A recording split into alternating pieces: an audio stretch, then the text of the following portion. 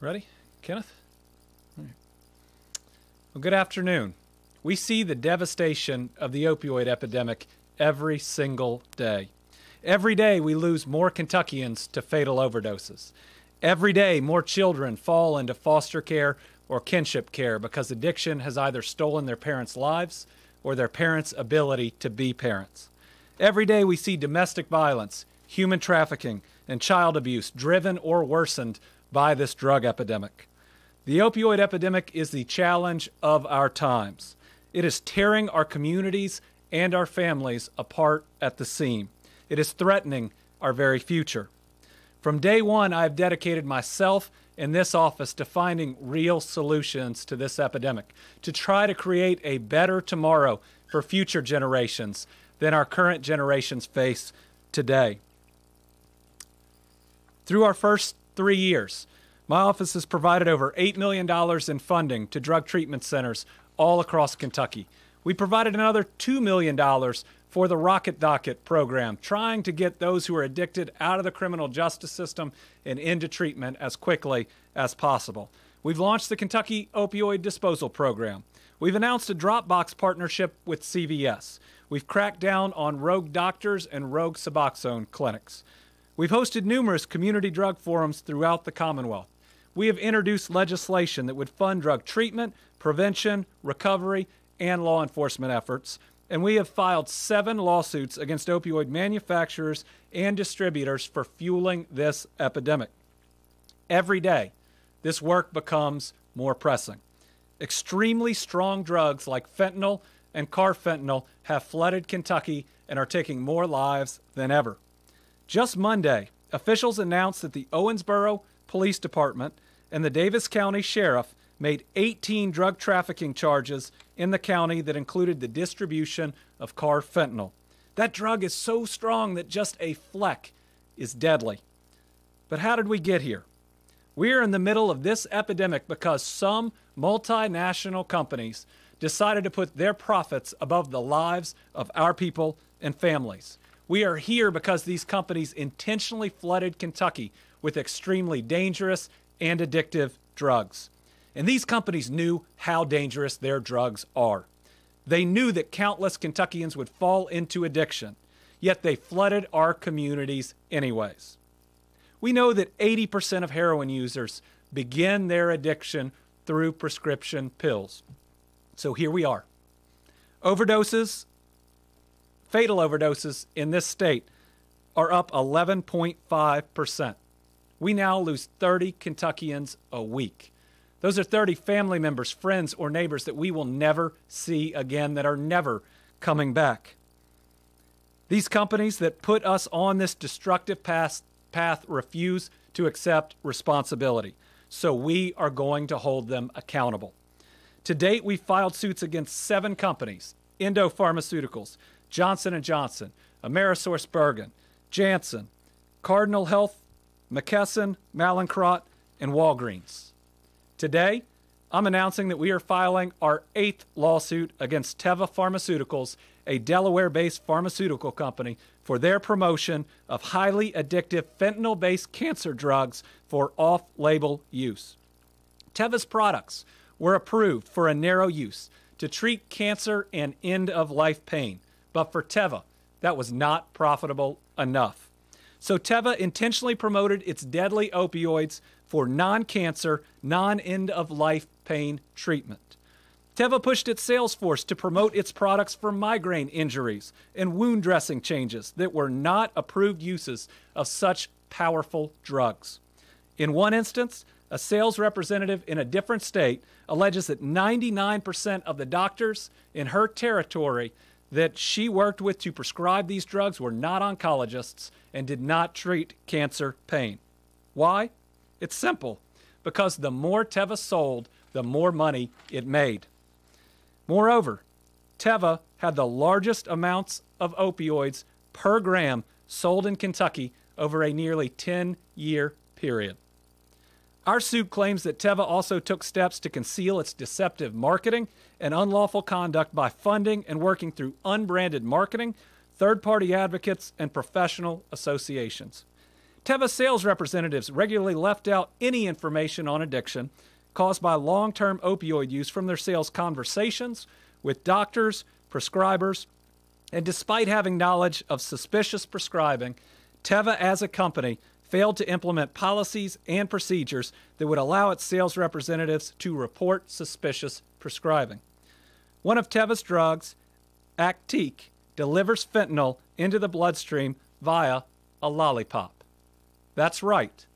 I just mentioned a fentanyl lollipop manufactured and pushed through a sales force for off-label uses. Its other drug, Fentora, is an oral tablet that dissolves in a patient's mouth. Neither is approved nor has been shown to be safe or effective for treating any kind of chronic pain. Our lawsuit states that the FDA expressly prohibited Teva from marketing Actique for anything but cancer pain and refused to approve Fentora for the treatment of chronic pain because of the potential harm, including high risk of serious and life-threatening adverse events and abuse, which are greatest in non-cancer patients. And in 2008, the Department of Justice accused Cephalon, a Teva subsidiary, of promoting Actique for uses the FDA had not approved.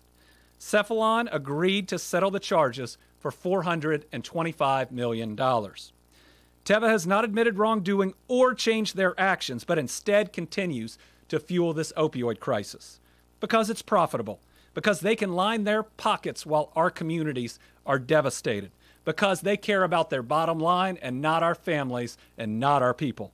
But we are not going to let them get away with it.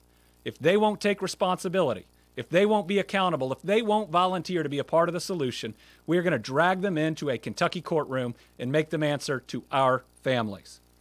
We are listening to Kentuckians who have lost a loved one to addiction. That's why we have filed this suit today in Fayette County Circuit Court. We are making them come to Fayette County, to Lexington, to explain to families there how our communities have been devastated by their products. I keep my promises. I will continue to pursue these companies. I will continue to put Kentucky families first. These companies have a duty to be a part of the solution. And through this and other lawsuits, we're going to make them a part of that solution. I'll take any questions. What's the lollipop? Is that being marketed now, or is that just an idea that they had? No, it is the way that they deliver this fentanyl that is supposed to be, again, only for cancer patients in extreme amounts of pain that could use this product, again, where it is delivered through the bloodstream as a lollipop in the mouth. But you can imagine when that product is promoted and pushed for off-label uses, how dangerous it can be. Inside the complaint, you'll see that there were sales representatives who noticed they would go into doctors' offices and see people with two in their mouth at the same time, and those doctors were not oncologists.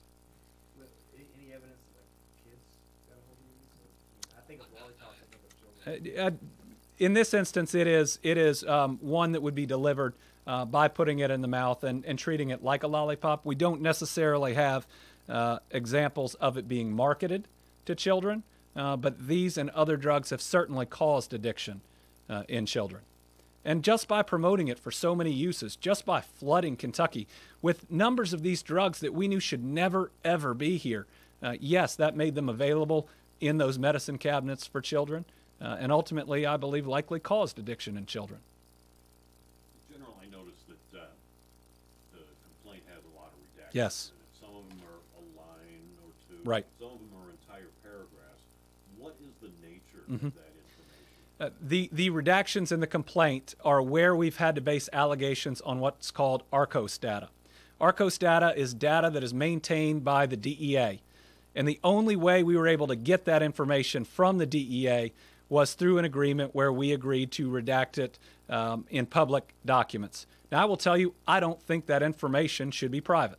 I think it should be public for everyone to see. And we've taken that position with the DEA, and that position is being argued in the multi-district litigation in Cleveland. I'm looking to ultimately be able to file motions to lift those redactions through one of two means. Either when the DEA will finally relent and let us make this public, because I believe all the data should be public. Or when we were able to secure the same information through the companies, because they should have the same information, how much they sold and where it went, we'd be able to undo the redactions potentially at that time as well. Now, haven't you also recently been able to sever from that multi-jurisdictional group in Cleveland on at least one or more of these cases? Yes. So our first case that we filed, Pharmaceuticals, which is another manufacturer like Teva, that one was never removed in the first place, which is the process of when they try to send it up. That one is now past the motion to dismiss, which we won, and is actively in discovery. There are then 3 cases that were originally sent up to the multi-district litigation that through our fight we've been able to return. Those are the major distributors, McKesson, AmerisourceBergen, and Cardinal. One of our most recent filings, Mallinckrodt, which is also a manufacturer like Teva, has not removed, and so that one is in state court as well.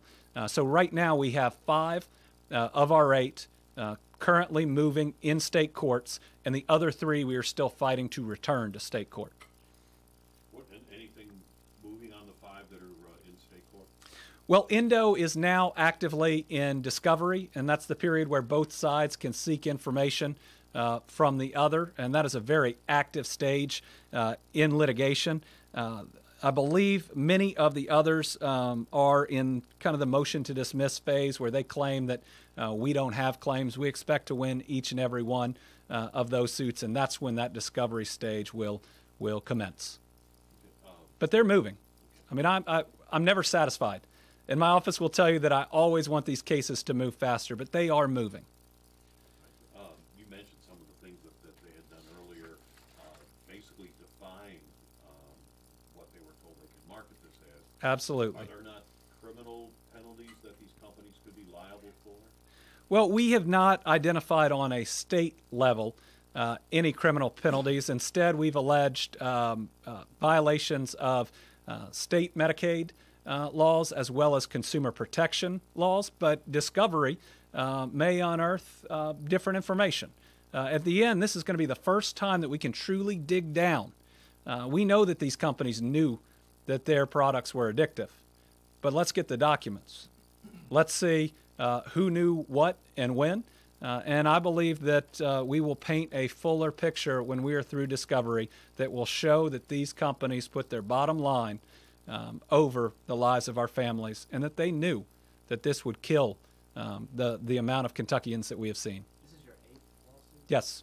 Do you have more plans? Yes, we do. How many? Is it open-ended? Well, what we look for are lawsuits against companies, first, that manufactured or distributed opioids, and second, that did so deceptively, and that third were major players in it. There are still more to come, but in the end, it's the conduct of the company that determines whether we file the lawsuit or not. So you don't have like a set number you're doing, you're out looking. No, my goal is to hold every single company that helped create or fuel this epidemic responsible for it. I know one of the law firms that has the contract to help do this is Mhm. in Morgan. Yes, I think that they've held a fundraiser for the campaign for governors. right. I think that's appropriate, given that they have this state contract raising money for your campaign. Well, this company won, that law firm won this company, that law firm won this contract through a competitive bidding process that occurred, I think,